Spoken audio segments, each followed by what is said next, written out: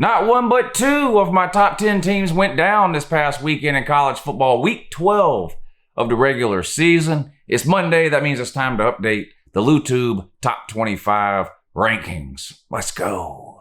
You big dummy.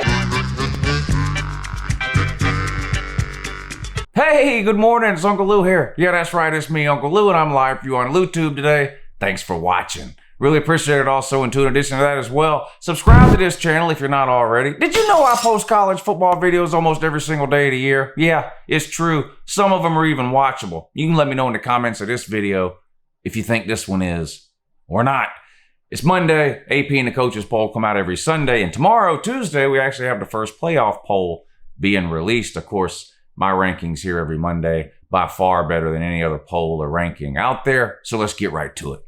All right, last week I had Indiana at number 10, and they, of course, went down this past week to Ohio State, 42-35. Really good game. Justin Fields played probably his worst game of the season.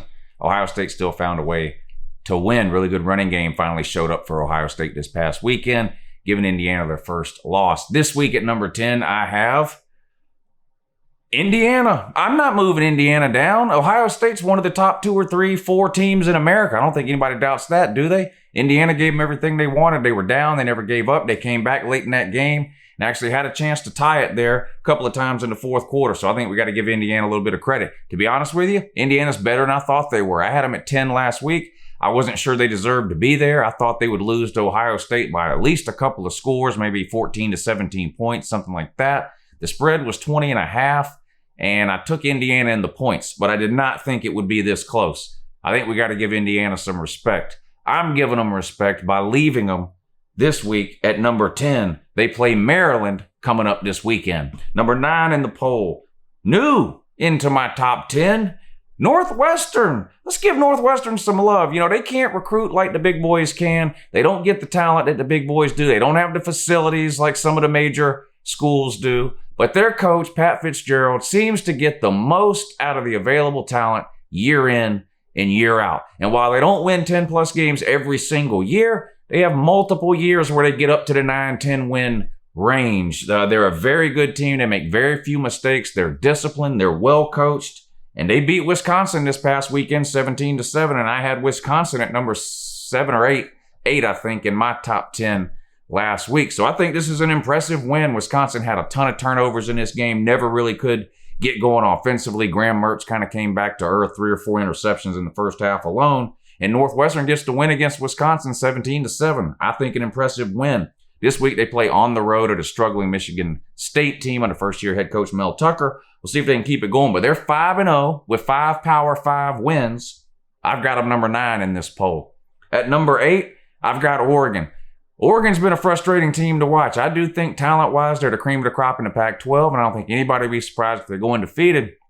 They have not looked like the dominant team that I thought they would.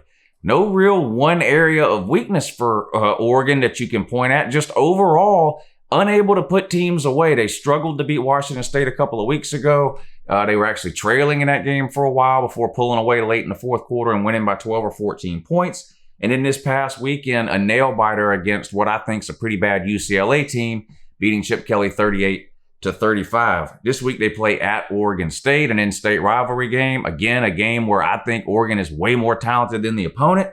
We'll see if Oregon can finally go out and dominate and do what I think a lot of people have been expecting them to do, which is blow some of these teams out. They're getting pretty good quarterback play from Tyler Shuck. I still think their defense is really good, and I like their running back. Is it CJ Verdell? Is that his name? They got a lot of talent on that team. They're fun to watch, but for whatever reason, they haven't been able to put it all together in a game this year and really pull away from some of these teams that honestly I feel like they should. When it comes down to looking at what you might see for a potential playoff down the road, you know, you have the questions really since these schedules were announced. Is a 6 or a 7 win undefeated Pac-12 team going to be considered good enough to get in?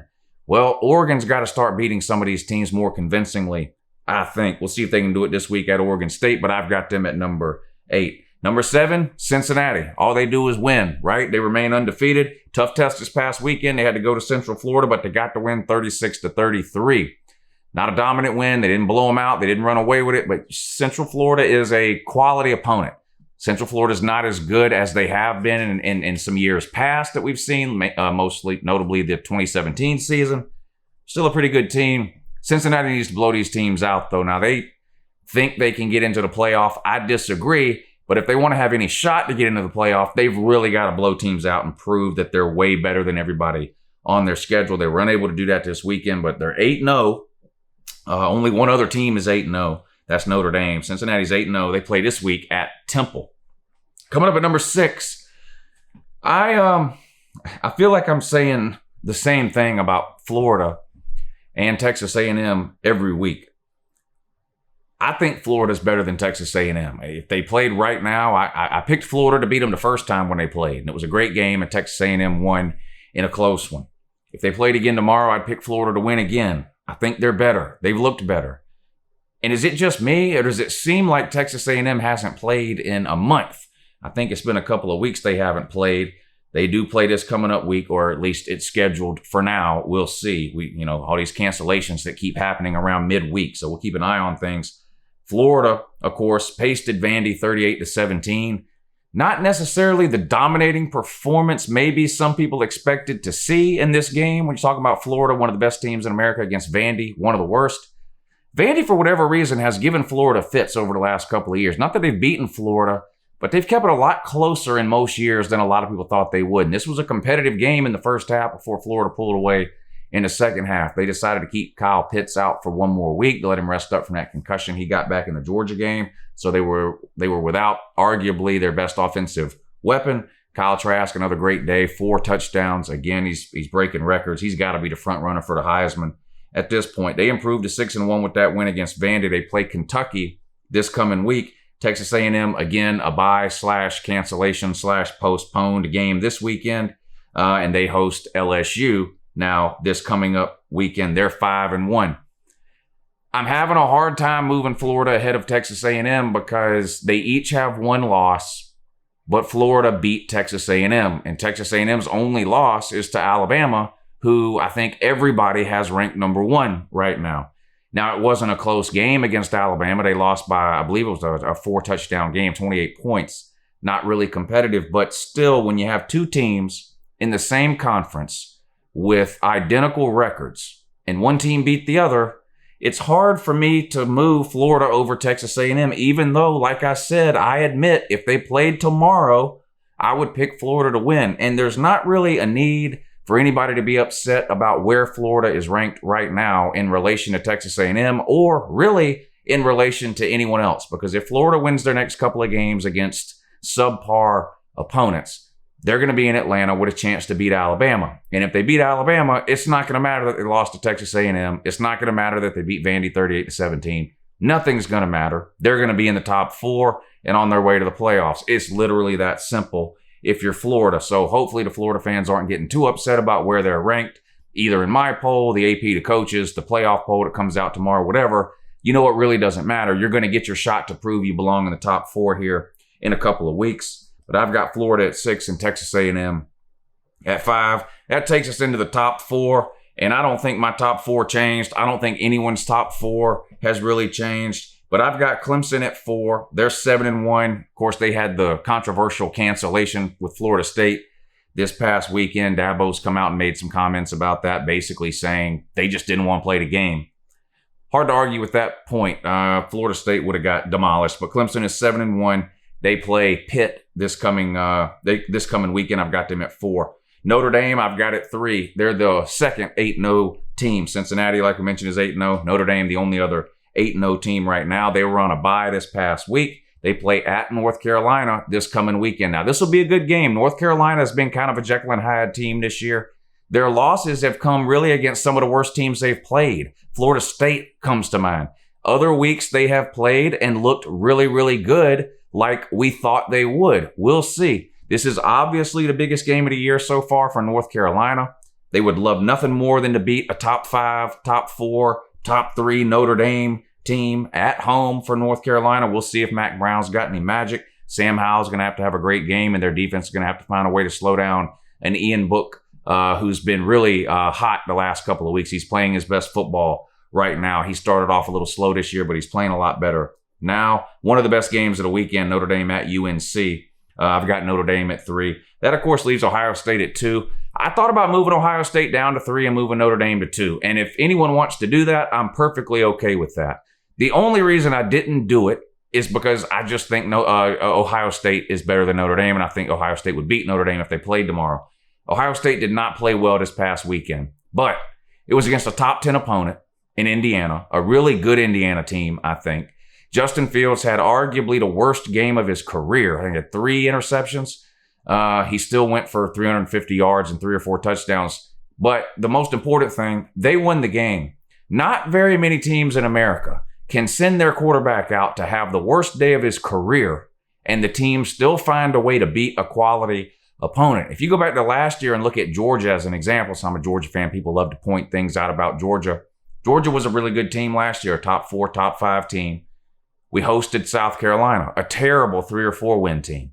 Jake Fromm had 3 interceptions, and we lost the game. We weren't good enough to beat a 3 or 4 win team when our quarterback played his worst game.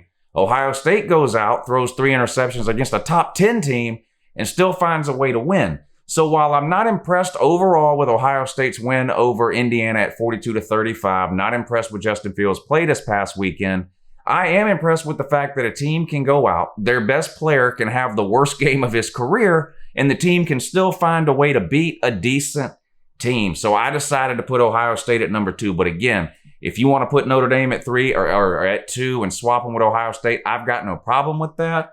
And again, it doesn't really matter. The teams that went out from this point in the season, no matter where they're ranked now in the top 5 or 6, they're getting into playoffs if they win out. This will all work itself out.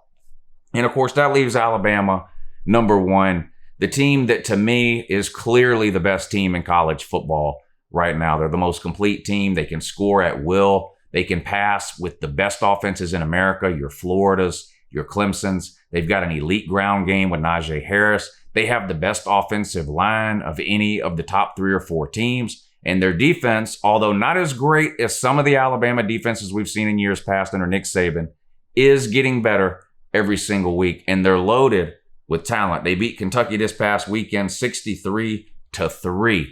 63-3. Kentucky's not a great team. They've got an okay defense, though. Not a great defense. I'm not trying to hype Kentucky up here to make Alabama look good. What would I care about making Alabama look good? Scoring 63 points on Kentucky is impressive. I don't care who you are. That's impressive. They held Kentucky to 3. Kentucky, not much of an offense, though. Iron Bowl, of course, coming up this weekend, Alabama versus Auburn. Bama has lost 2 of the last 3 to Auburn. But this one is in Alabama. I expect Alabama to win this game, as I think most people do. Auburn has struggled the majority of the year this year, although they did get a win this past weekend against an amazing Tennessee Vols team. Hey, come here, Vol, come here. Let me tell you something. Come here, Voltard. Listen to me. This is not trolling or trash talking. Listen. You know this is true. Listen. Butch Jones is better than Jeremy Pruitt. All right, there you go. That's my top 10 ranking for this week, week 12 of the 2020 college football season. As usual, I put 11 through 25 up on the screen. Now, I try to do my best to explain why I have the teams ranked I do. I don't expect everybody to agree with my rankings, but I at least provide or try to provide some sort of explanation about why I have the teams ranked the way I do. I can't do that for the entire top 25. The video would be way too long. But there's your top 10. That's it for today's video. 11 through 25 coming up on the screen right now. What I'm going to ask for my family today is, if anyone can donate anything to my Cash App, whether it's 50 cents or $1, 75 cents, a quarter, whatever anybody can put into my Cash App would really help me through the year in order to get these rental cars and pay for these hotel fees that are really astronomical. That's what my show is about tonight. And I didn't want to do this type of show. I really didn't, because I really depend on me to try to figure out a way to sell t-shirts, but those things didn't come through. I'll try to figure out a way to do different things. I've tried to get sponsors and those things didn't happen. So right now it's just on me. And It's any little bit count, 10 cent, 20 cent, 25 cent, $1, anything counts if you can truly help me out and just donate anything to my Cash App.